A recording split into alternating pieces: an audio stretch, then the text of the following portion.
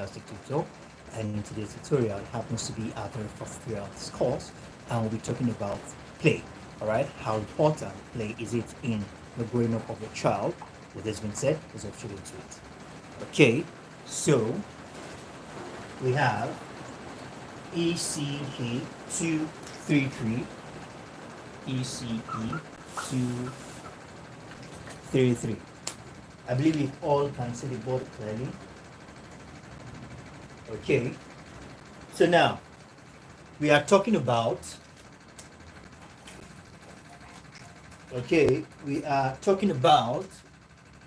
play. I think I need to switch my marker. Now, I want to ask us a question. Play. Okay, now I want to ask us a question. How, all right, have you ever observed children playing? Okay, how do you think? Are we together? How do you think children are doing when they play with what?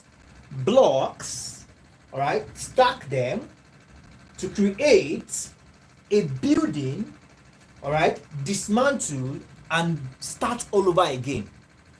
Now, it may surprise you to know that in playful situation, their flexibility, creativity, all right, and expressions alongside with emotions are what? Challenged. Now, I think I need to shift my camera back a little bit. It's not covering the whole of the board. Okay. I need to bring it out a bit. Yep. Yeah. I think that's better now.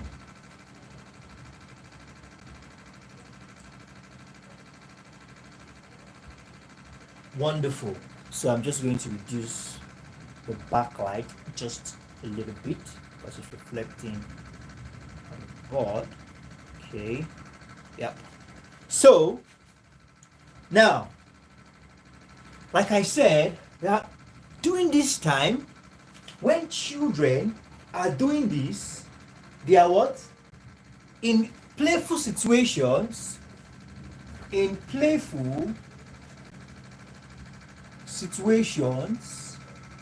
all right, children's flexibility, all right, emotions,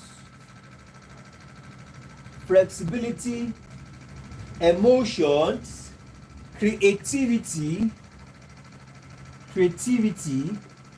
expressions are what? Challenged. Okay, they are what? Challenged. Now, in the context of preschool education, the importance of play is generally accepted.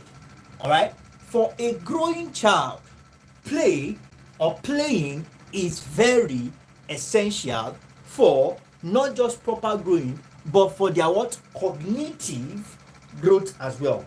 As we continue, we get to find out more about this. Now, when we talk about play, all right, what is the definition for it? Okay, you must have noticed that children children tend to play a lot. In fact, it has been found out that unless otherwise engaged, okay, children spend most of their time, all right,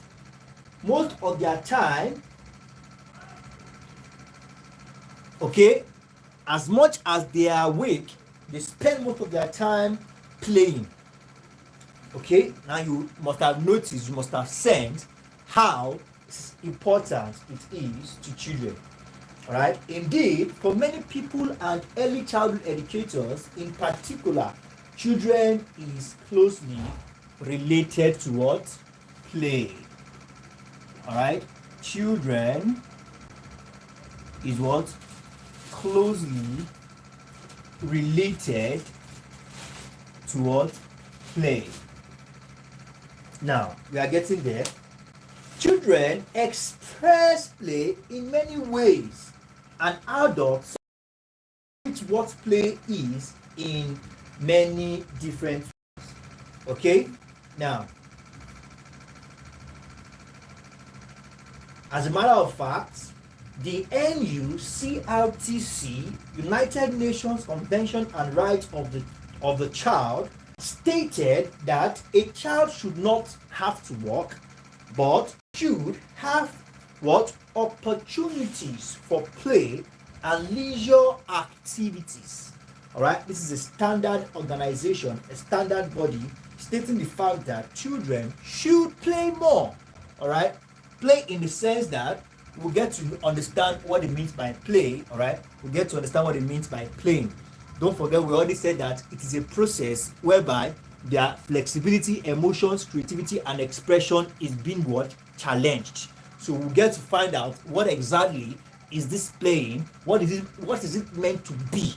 All right, what is the correct playing that is advisable for all children, that their flexibility, their emotions, their creativity, and expressions are being challenged. We'll get to find out more about that. Now, briefly, let's talk about what playing or play is. It is said to be what? A natural, a spontaneous, creative activity, voluntary and intrinsically generated activity that brings fun to what? Children. Okay? It's said to be natural. Alright? It's said to be natural, it's said to be spontaneous.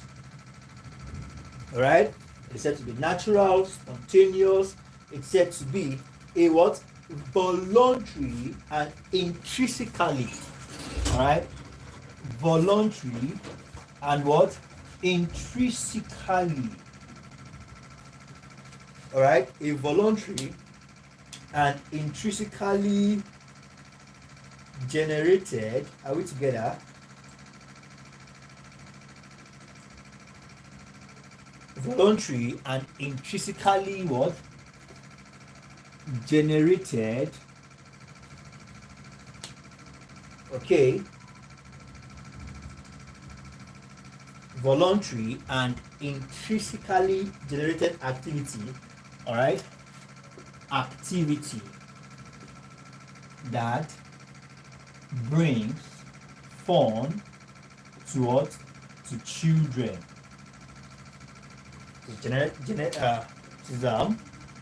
Intrinsically and a voluntary activity, generated activity that what? Brings fun to children. Okay, please let's note that. Now let's continue.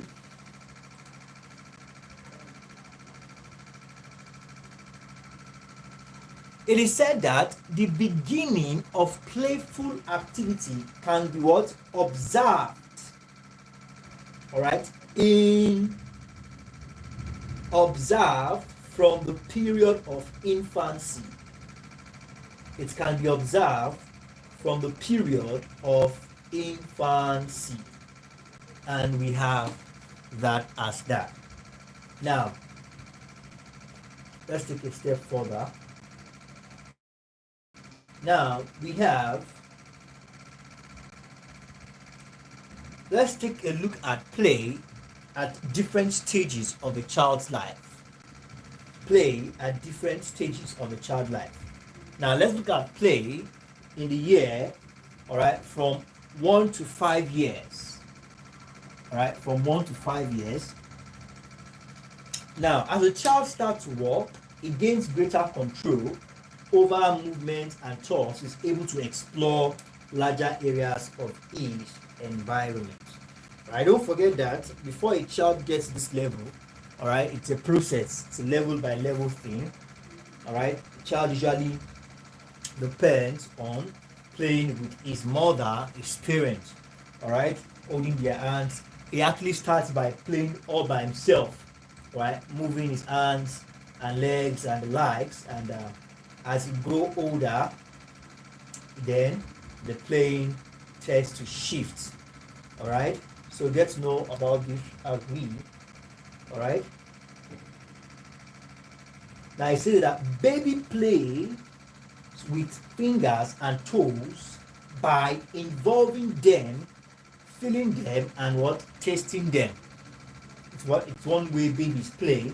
They start what gasping, rattling, and other objectives, all right,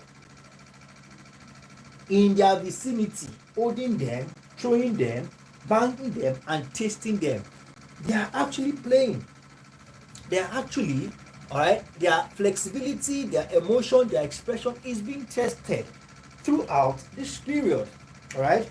So baby respond to playful thinking by mother. Through all this playful activity, a baby is learning about, all right, about me, about his personal boundaries, where to stop and where to start. It's also learning about different objects, all right, and qualities about them. Now, this is the stage whereby a child gets to, you say don't go to that fire, and the child insists, and when the child gets burnt, understand that this is fire, I'm not supposed to go there. All right, these are all this.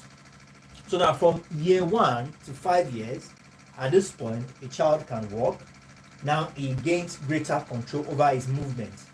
Okay, and thus is able to explore larger area of environments. So he can walk, right? So larger environment now covers more and can interact with his environment at his will. Okay, so now we have that as that.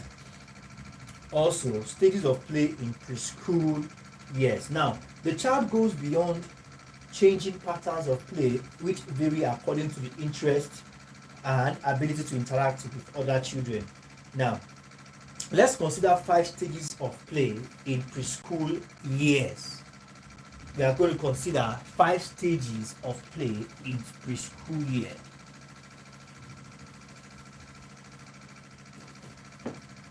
So we have 5 stages of play in what?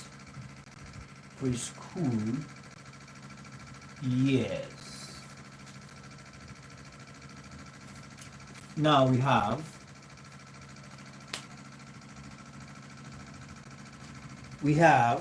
stage the solitary play. Here we also have the onlooker behavior. Now let's talk about solitary play. During infancy, the child plays alone with his own hair, all right, hands, all right, with his own hair, and toys with toys or with objects around him, such as rattles, mobiles, and his feeding bottles. All right, this is more like a personal playing. All right, personal plays with his hair, toes. Okay, plays alone, toys. Okay, now that's the solitary. Then we have the onlooker behavior. Here, children spend most of their time watching others.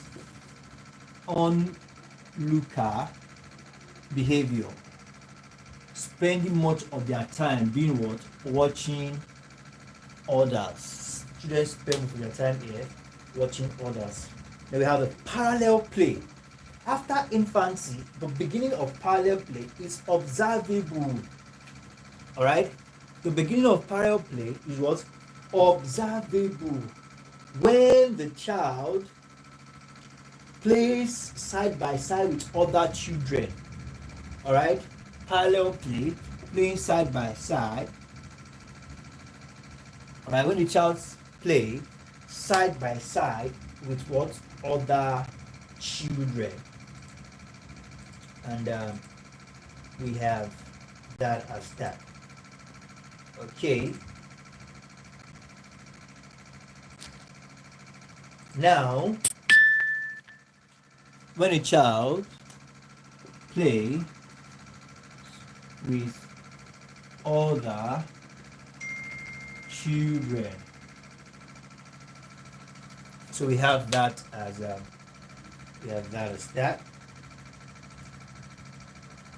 Now let's take a step further.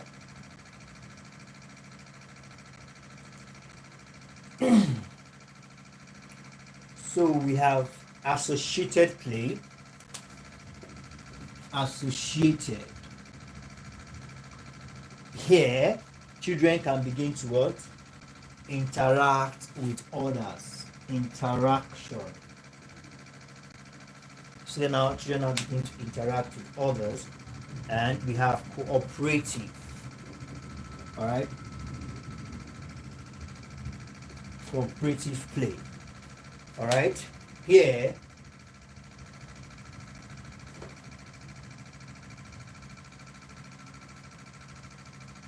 cooperative play is said that parallel play may also lead to what? Cooperative play, which involves direct interaction in form of sharing play materials.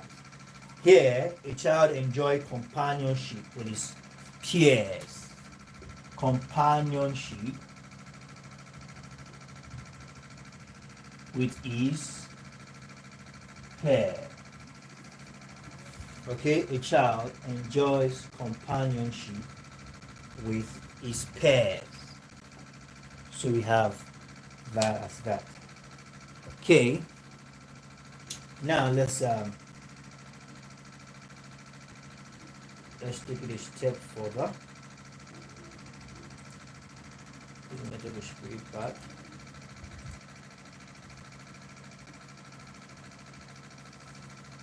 Okay, now let's talk about some things. Let's talk about some grounds. We have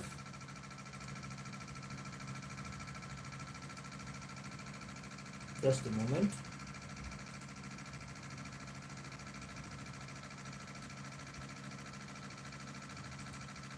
Now there's something called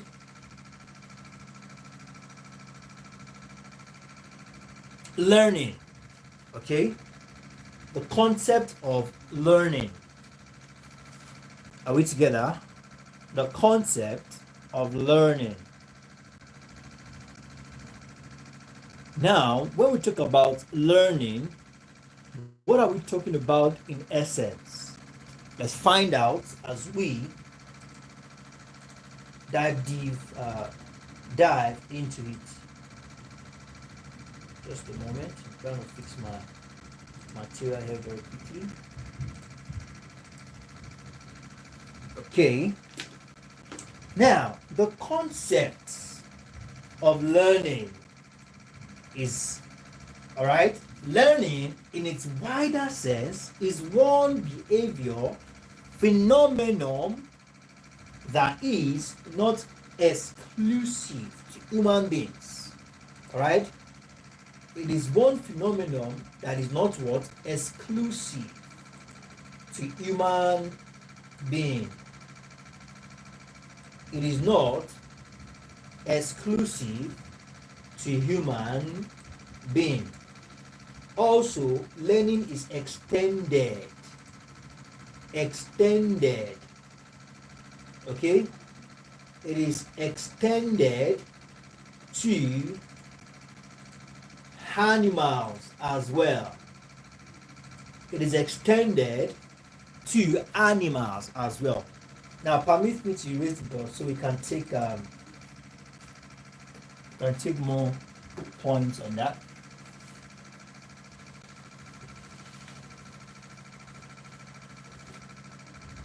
Now,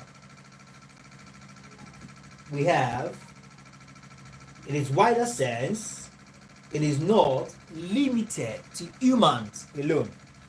Okay? It is not limited to humans alone. Alright? But it sure does extend to animals. And some animals such as ape, dogs, seals have also been found quite capable of learning too. Now, learning has been defined as a what? Relatively permanent change. Learning, what? Relatively permanent change. It has to be change. Obvious one, right? It has to be obvious change, whether in attitude or in behavior. Okay, but the change has to be obvious. Okay, it's about learning. Are we together? Now,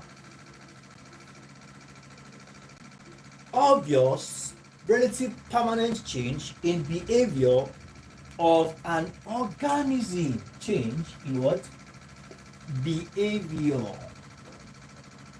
of an organism. This behavior is seen in an organism. Are we together? Okay. Now, it's seen in the behavior of an organism, okay, and from experience. And this change is a catalyst, all right? Experience.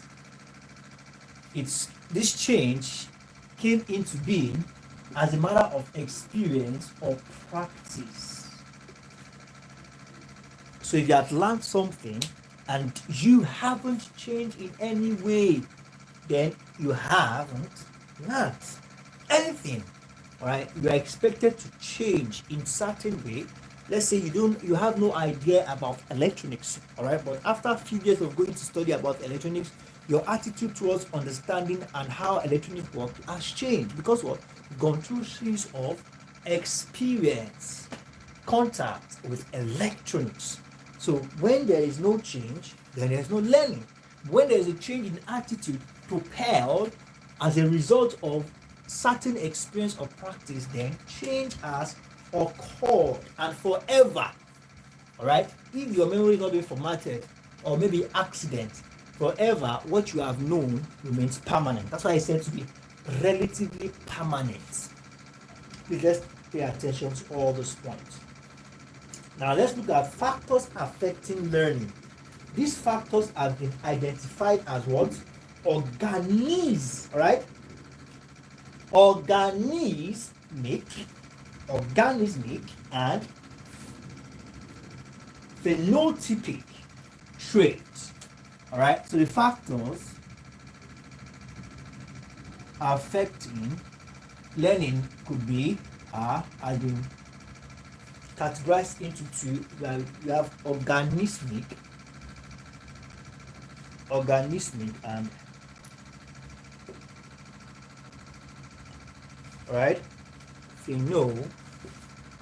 right typic.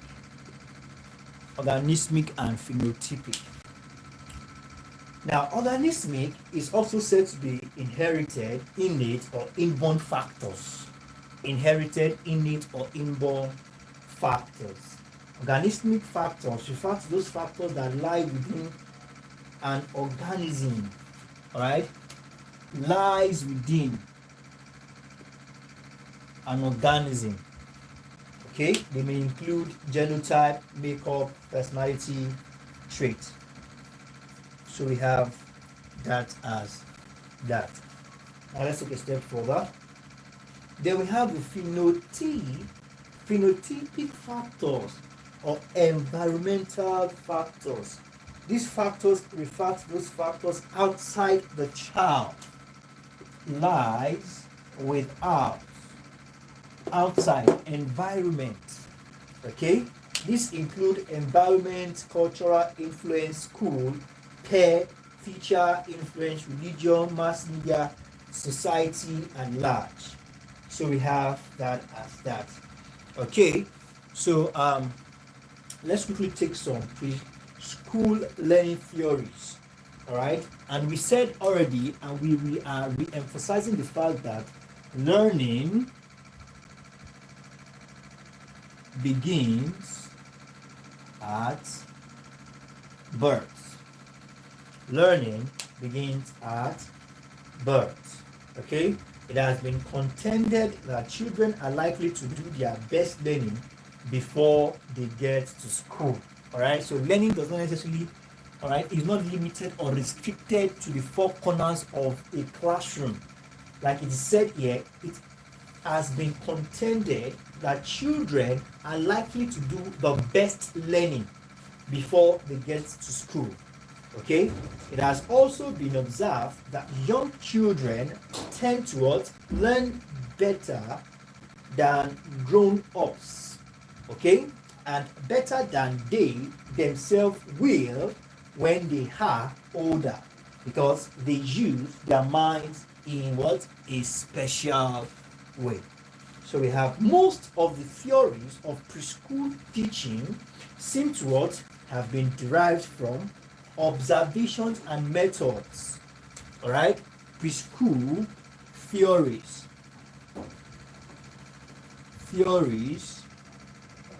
are derived from what? Observation.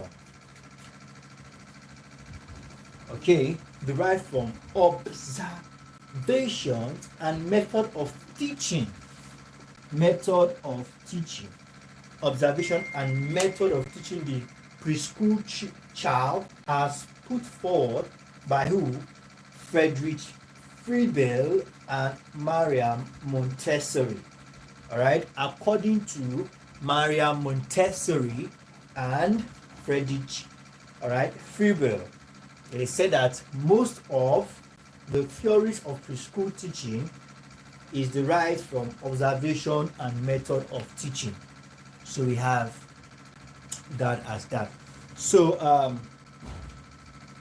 let's take a step further. So now we have the stimulus response theory of learning. Okay, so but just before we get there,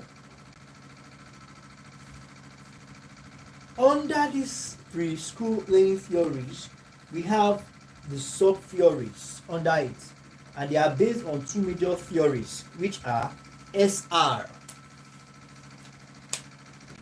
Okay, just a moment.